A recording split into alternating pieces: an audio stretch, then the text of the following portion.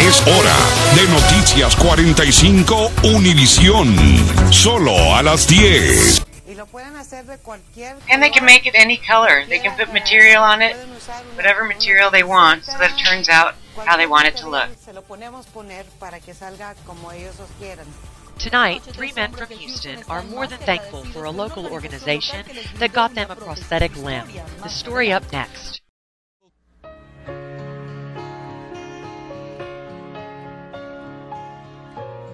Only hours after celebrating Thanksgiving, there are 3 people in our city who are very thankful for a Houston organization.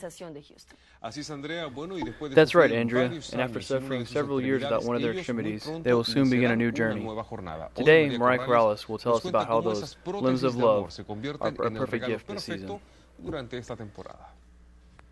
Así es, Andrea y Osvaldo. Después de que estos 3 hombres fueron aprobados para sus piernas ortopédicas, ahora comienza el proceso para crearlas. Este procedimiento tiene que ser preciso, ya que al That's right, Andrea and Osvaldo. Now that those 3 men were approved for their orthopedic legs, they will begin the process of creating the legs. The lives of these 3 people will soon be taking a positive turn.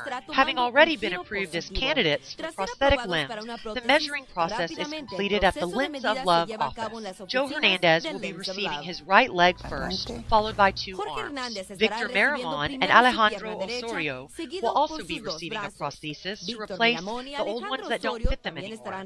The process begins here in this room with the creation of a mold. El proceso comienza aquí en este cuarto, con la creación primero de un molde.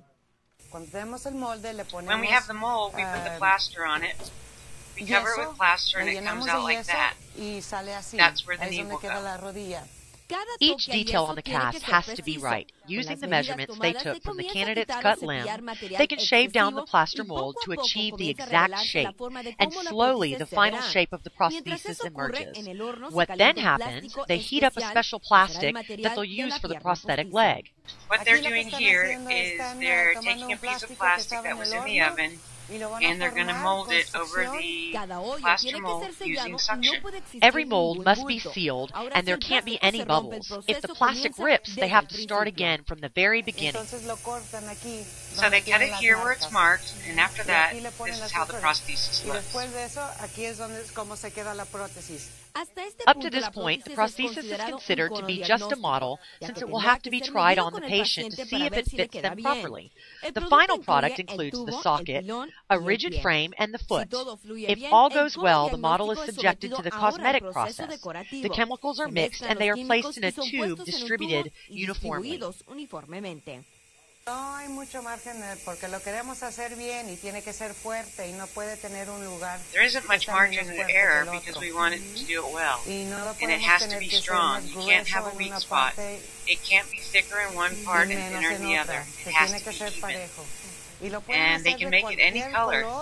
They can put a liner on it, whatever the liner they want, so that it turns out how they want it to look. Cualquier material se lo podemos poner para que salga como ellos los quieran. Now, depending on the prosthesis, the patient could receive their new arm or leg in less than a month and without having to pay 1 cent. After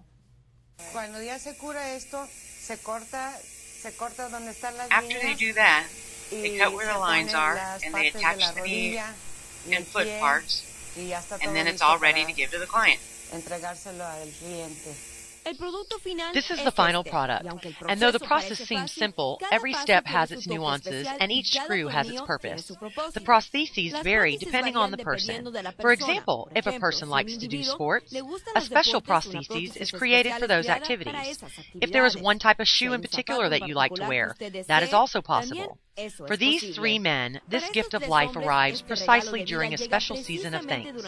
It's a week when a new stage in their life begins.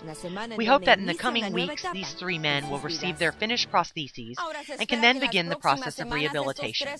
We wish them, of course, the best of luck. Now, none of this would be possible without the donations of the public. If you'd like to help the organization Limbs of Love, please call 713-747-7647 or see limbsoflove.com. limsoflove.com. María Corrales, Noticias 45 Univisión, solo a las 10.